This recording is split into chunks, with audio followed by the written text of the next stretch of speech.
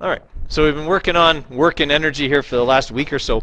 Now we're going to do a little lab just to make sure that everything we've been doing kind of holds true here. Okay, so quick reminder, work is a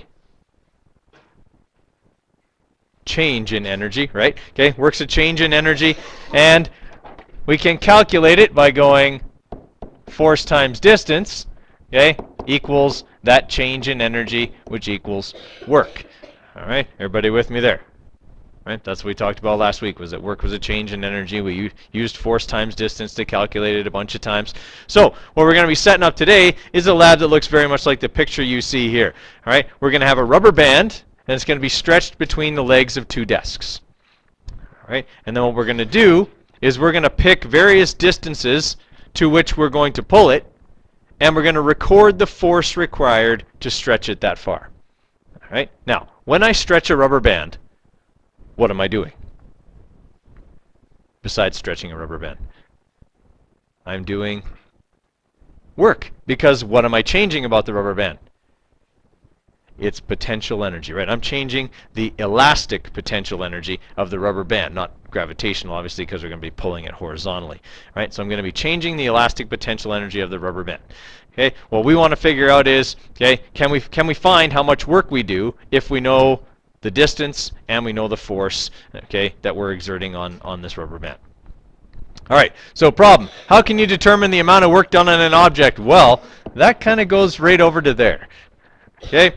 Now, our manipulator, responding, and controlled variables. Okay. Listen carefully, because I'm not outlining them with the detail I have before. We're deciding on how far we're going to pull it.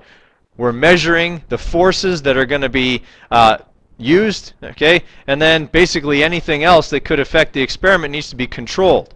All right. So here's what we got to do. We got to think about this. Okay, we're going to have these little rubber bands stretched between the legs of two desks. What are some things we want to make sure stay the same throughout the entire experiment? Right? The two desks need to stay the same distance apart. If they move further apart, it'll put more tension in the rubber band, and I'll have to pull harder on it. Okay? If that happens between two trials, it's really going to mess up my data. All right? It's going to go from being a nice straight line to having like a weird curve in it. All right? Because we'll get beyond the elastic range of the rubber band. All right? So yes, you do have to make sure that your desks don't move. Here's the trick with that. You're going to have two people sitting in them. Because as you pull on them with this rubber band stretched between them, and you pull on them with the spring scale, the desks will slide if there isn't someone sitting in them. So two members of your group, their job is to keep the desks in the same position throughout the entire lab. If your desks move during your trials, you will have to start over, right? Because it will really mess up your data. Everybody with me there? Okay. Another thing, it doesn't need to necessarily be a controlled variable, but it's something you need to think about, okay, while you're doing this experiment, is when you're measuring something, okay, the angle at which you look at the ruler makes a difference in how you read it. Okay, so at what angle should you be, as best you can anyway, what should you be at in order to read it? Where's the best angle to get a reading on this? Side, this side, straight above, straight above. Okay, try and be as straight above it as possible. Okay, when you are reading the distances. Okay, and then using the spring scale. Now, the spring scales. Okay, when we moved to this school in 2006, we got these brand new, and they're still in pretty good shape because we don't use them that often. The problem is the ones we ordered were supposed to have grams and newtons. And oddly enough, that's the picture that's on the box. The box shows a spring scale with grams and newtons on it. The problem is what's in the box doesn't. And we need newtons because they're the units for force. And these don't show them. We tried to return them, but they said, no, we sent you the right stuff. And we said, well, no, you sent us the right box, not what's in the box. Anyway, they wouldn't refund our money. So we're stuck with these. That's okay. Here's what we're going to do. In order to get newtons, really all you have to do, okay, is take the number in grams and divide by 100. and that will be your newtons. It's not exact. It actually should be 98.1, but we're going to let it go. Okay, and we're just going to say it's 100 just so it's easy to do in our head. All right, everybody follow me on that? Okay, so whatever this thing reads in grams, you divide it by 100, and that's your number in newtons. So the example here is if your little spring meter goes down to 400, that's 4 newtons worth of force. Pretty easy for that one? Okay. Okay, for our hypothesis, we want to generate a hypothesis that explains how, using the materials below, we can calculate the work done on an object. Well, we're going to have a rule that's going to tell us distance. We're going to have a spring scale that we're going to get force off of.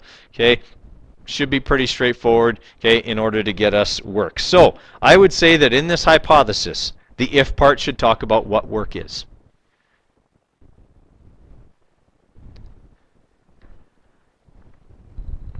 The and part, as always, describes the experiment. The then part should tell me how you're going to calculate work.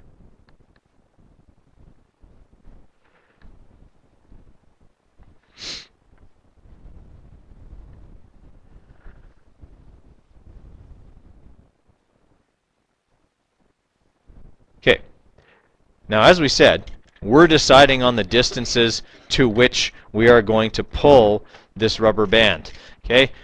And it says on here the examples it gives are 10, 15, okay, and 20 centimeters.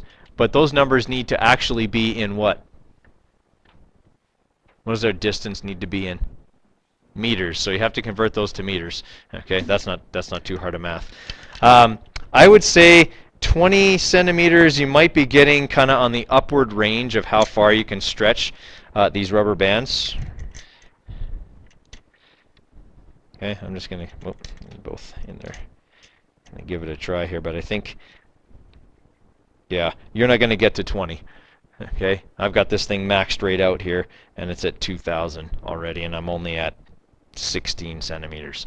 All right, so I would say, since we're going to be picking 5 distances, I think, equal distances, that we should probably say that maybe 15 would be our maximum. All right, and again, that's going to depend on how far apart your table legs or your desk legs are. So, you know what? Here's a better idea. Here's how we're going to do this. Put your rubber band on between your desk legs. Okay, so like it'll be the back leg of one desk and the front leg of another. So if you can, I don't know if you guys can all see Ben and Daniel's desk there, but those are about the right distance apart for the experiment. There's just enough room to put the ruler in between them. So if we put the rubber band across, okay, and I would say hook it just above the feet. Okay, those little rotating feet there. Put them in, and then hook the spring scale on. Make sure you get both sides of the rubber band. Okay, so it's got to look like this. Get both sides of the rubber band and pull it until you max out the scale. All right, pull it till you max out the scale and look at the distance you've pulled it. Make that your maximum distance, and then pick 4 others that are shorter than that. Okay, that are about evenly spaced. Okay, that way we'll know we won't be pulling it too far. Okay, we won't run out of things before we run out of force. Okay, does that sort of make sense to everybody? Okay, so that's how we'll do that, and we'll create a chart. Okay, that's going to look something like this. Now you can do that in Google Sheets. You are going to have to make a graph. Okay, so you might as well just do that in Google Sheets. I did not attach a Google Sheet in the same way I didn't for the last lab either. Okay, because you guys can make those pretty easy. So just fill them in, fill in your distances here, and so we've got obviously 0, 1, 2, 3, 4, 5. So we're going to go with 6 actually. Okay, so we'll go with 6 different distances. So everybody clear with that? Okay, 0 can be one of them though, right? We want to have 0 and 0, okay, so that our graph starts kind of in that area. Okay. For the analysis and interpretation, make sure you follow the instructions carefully. Okay, they are very straightforward. They are essentially the ways in which you can calculate work, but you will need to have your graph built in order to do them. All right, so once you have your data, get it entered into Google Sheets, make your force versus distance graph, and make it look exactly the same as this one. All right, so that it's got both force and distance on it.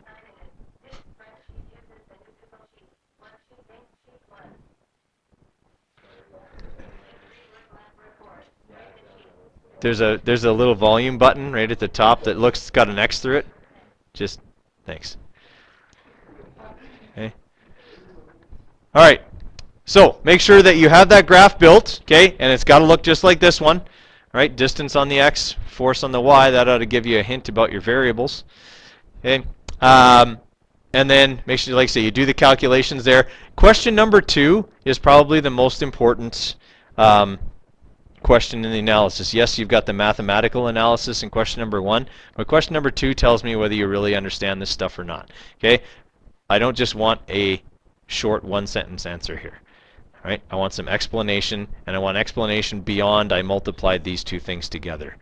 Okay, think about what you're multiplying together. Think about what that gives you. Okay, that's the kind of stuff you need to write in your answer. So a lot of your analysis mark will be on the quality and depth of your answer for question number 2. Then you'll have your conclusion and evaluation, same as always. We will do the class discussion after the lab. Obviously, as a class, you don't have to do it as part of your lab report. Okay, questions? Okay, couple of safety notes here. It's all fun and games till someone loses an eye. These are not to be shot at anyone. These are not to be used to torment somebody, okay, by snapping them against their skin, okay? So I don't want to see any of that stuff going on. If I do, okay, you will be removed from the lab, okay? And you probably don't want to get a 0 on this. So let's not have any of that, okay? Just because sometimes I have people who think it's funny. They're wrong and immature. Okay? All right, you probably are going to need a group of at least 3 because you need 2 people to sit in the desks and hold them down. All right, and it's better to have another 2 people, okay, working on the floor there to get the correct measurements. Okay, so every group needs one of these spring scales. Now, you need one of the spring scales that goes up to 2,000 grams. Okay, if you get one of the ones that's labeled 500, you're not going to get this lab done.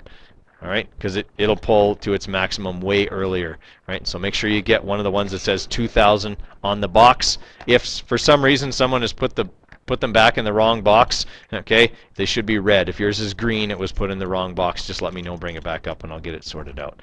Okay, so grab a 2,000 gram spring scale and a ruler. Okay, that's what you're going to need, and a rubber band out of the bag, and you can get started.